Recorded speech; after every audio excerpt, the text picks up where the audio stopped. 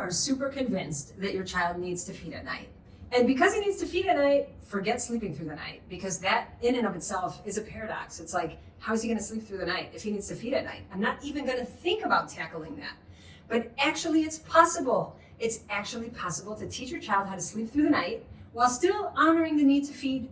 And you can feed once, twice, sometimes even 3 times, while reaping the benefits of your child being able to put themselves to sleep and back to sleep. In this video, we're going to dive into this wonderful tool that I help families in my sleep practice with in order to be able to transition from a state where they're feeding throughout the night and not sleeping at all to a place where they're sleeping through the night and maybe still feeding, and it works wonderfully.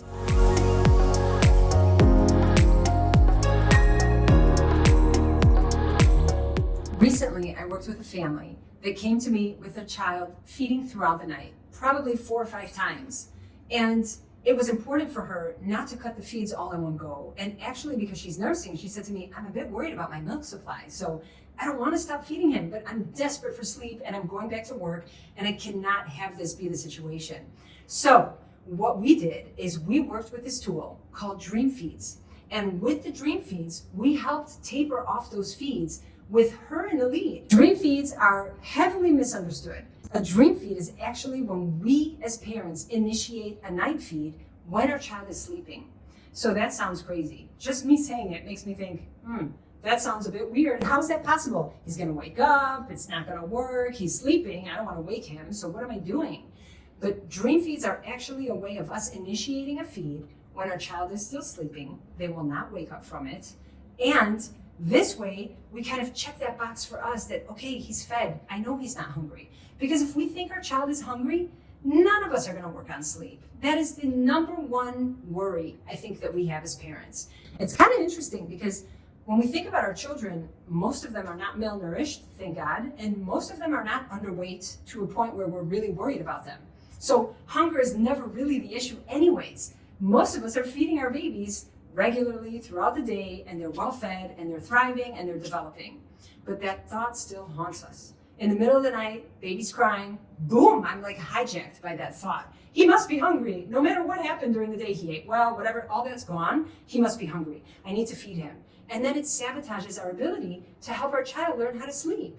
So when we use the concept of dream feeds, it puts us in the lead. It allows us to feed as many times as we want. We can add 1, 2, maybe even 3 dream feeds in right off the bat when we're starting to work on sleep, so that we have the confidence that we're feeding our baby like a newborn. Even though they're much older already, they're still feeding every 3 hours. And just knowing that my child has been fed keeps me in the ability to be consistent when they wake, because I'm no longer hijacked by the thought that they must be hungry. So the whole thing about our kids' sleep is that it's not going to just be one straight line.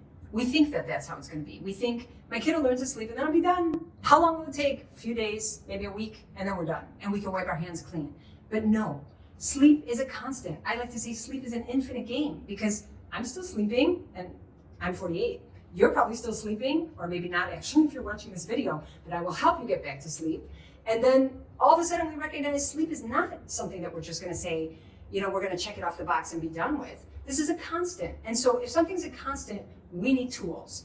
And that's really what I feel I can give to you. I can give you the tools so that you have a whole suitcase full of tools. Regardless of whatever gets thrown your way, you know what tool you're going to pull out of your suitcase. And that keeps you in the lead. And so one of these tools is the Dream Feed, and we're going to use it when we need it. I remember with my son, Daniel, my youngest, when he was 7 months, he had bronchitis. And it was bad enough, the bronchitis, but once he got on antibiotics, his appetite was completely void. There was no appetite. I literally was not able to feed him during the day, to the point where I remember I got to changing dry diapers, and I was thinking, oh my God, I'm going to end up in the ER. He's going to be completely dehydrated. And so then I thought to myself, oh, I have a trick. I know what I can do. I can use Dream Feeds. So during the day, he was not interested in feeding, but I thought to myself, I'm just going to set my alarm. I'm going to set my alarm 3 different times at night when he's sleeping, and I'm going to go into the room very quietly, pick him up while he's sleeping, connect him right away to feeding, and he'll feed as much as he needs, and when he's done, I'll put him back down. And at least this way, I will keep him hydrated. So while this is an extreme example, here we're talking about an illness and a child literally on a hunger strike, and me being worried that I'm going to end up in the ER for IV fluids because he would be completely dehydrated. A dream feed is a trick that you can use if your child is sick. It's also a tool you can use when you're weaning off of nighttime feeds. It's also a trick you can use when you want to keep up the feeds, but you also want to sleep. And so just like this family in my practice that was so desperate to be able to get her kids sleeping, but she also wanted to honor her need for feeding, the dream feed felt like a breath of fresh air. It felt like finally there's a way that this can be done and we can all reap the benefits of better sleep while still knowing that my child was going to be well fed throughout the night. The reason this works is because of consistency, and we recognize that consistency is the #1 need when we're teaching a child a new skill. If we are consistent in the way that we show up all the time, our child learns that this is the new pattern, and then they fall into the familiar, and that feels safe and comfortable. So by doing dream feeds, we initiate the feed, child is completely oblivious, has no idea that that's happening, and then we can decide, 1, how often we're going to feed, 2, when we decide we're no longer going to feed or we're going to taper down those feeds, and 3, when we're going to eliminate them altogether. And so with the specific family, we started out with 3 night feeds because she was so nervous, and also her body was used to producing a lot of milk at night. And so we're not going to just stop that all in one go. So we did 3 dream feeds, and we worked on sleep together at the same time. And as he got better at sleeping, she noticed she's the one getting up now to feed, but her baby's sleeping. And she said to me, Dorit, this is kind of backwards. He's sleeping, I'm getting up, what are we doing? And I said to her, it sounds like you're ready to start dropping some feeds. So we dropped one of the feeds and she was left with 2 feeds. So we spaced them out a bit longer. Generally, when you do 2 feeds at night, it's every 4 hours. Baby was still sleeping, and now she's at the point where she's just about to go back to work. And she said to me, I think I'm ready to drop the 2nd feed so I can sleep, and he can sleep, and everyone will be sleeping. And so now we're on just 1 dream feed before she goes to sleep. So around 10 o'clock, before she goes to sleep, she goes into the room, she picks up her baby, ready to nurse already. He latches on, he nurses, he's done, she puts him back, and then she goes to sleep, and everyone gets to sleep through the night until morning, waking up on a full tank. So it sounds counterintuitive. Baby can feed and sleep at the same time, but it actually is a thing that can work. Now, it's important for you to know that for those of you who have tried this and think to yourself, no, it doesn't work, because a lot of people come to me and say, we've done the dream feed thing, it doesn't work, my child wakes up anyways. Of course he wakes up anyways, because he doesn't know how to sleep on his own. But when you can teach your child independent sleep and they can lean on themselves, then they won't be waking up anymore. So the dream feed is not in order to fill up your child's belly so that they're so stuffed that they're not going to wake up, because that's a myth. A dream feed is a way for you to feel confident in order to then be able to work on the falling asleep session without this fear of hijacking your brain saying, we can't do this, he must be hungry, and so now I'm starving my child, which nobody is going to do.